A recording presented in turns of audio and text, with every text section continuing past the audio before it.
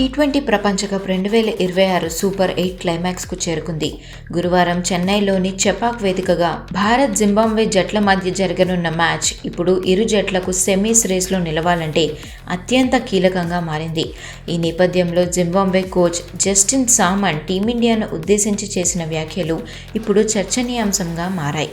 తమ మొదటి సూపర్ 8 మ్యాచ్లో భారత్ దక్షిణాఫ్రికాతో, జింబాబ్వే వెస్టిండీస్ చేతిలో ఓడిపోయి గెలుపు కోసం బాగా కసిగా ఉన్నాయి. భారత్ తమపై ఎంత దూకుడుగా ఆడుతుందో తమకు తెలుసని, అయితే తాము కూడా పక్కా ప్లాన్తో సిద్ధంగా ఉన్నామని సామర్ హెచ్చరిస్తున్నారు. వెస్టిండీస్ అనుసరించిన అగ్రెసివ్ ఫార్ములానే భారత్ కూడా తమపై వాడుతుందని తమకు తెలుసని ఆయన విశ్లేషిస్తున్నారు.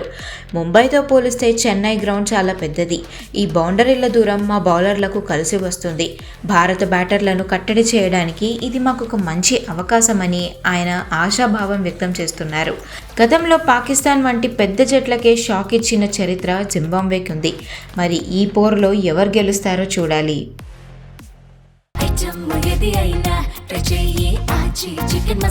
ఆచి చికెన్ మసాలా